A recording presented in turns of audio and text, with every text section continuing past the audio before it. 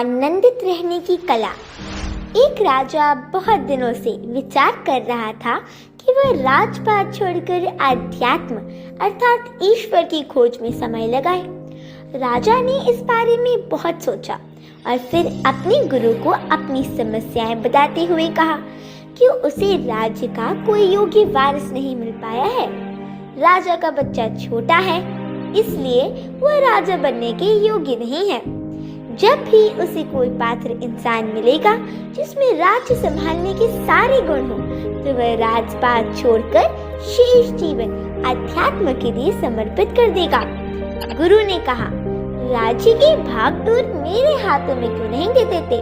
क्या तुम्हें मुझसे ज्यादा पात्र, ज्यादा सक्षम कोई इंसान मिल सकता है? राजा ने कहा, मेरे राज्य को आपसे अच्छी तरह भला कौन संभाल सकता है?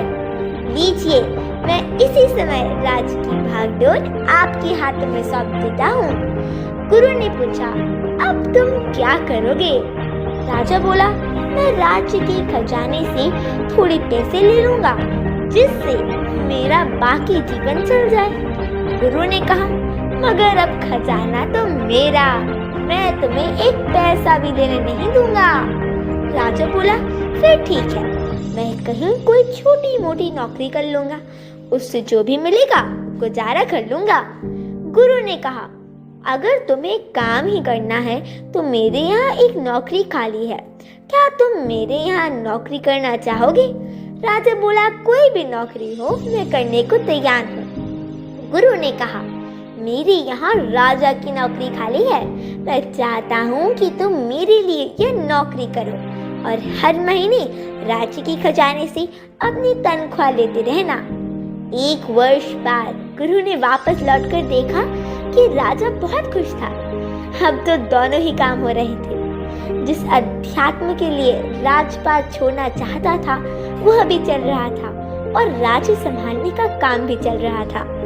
अब उसे कोई चिंता नहीं। क्या परिवर्तन हुआ? कुछ भी तो नहीं। राज्य वही, राजा वही, काम वही, बस दृष्टिकोण बदल गई।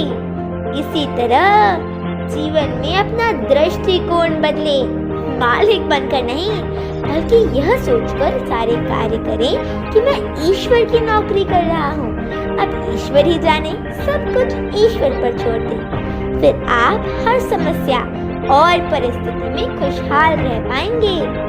जो प्राप्त है पर्याप्त है, जिनका मन मस्त है उसके पास समस्त है। जय जिनेंद्र।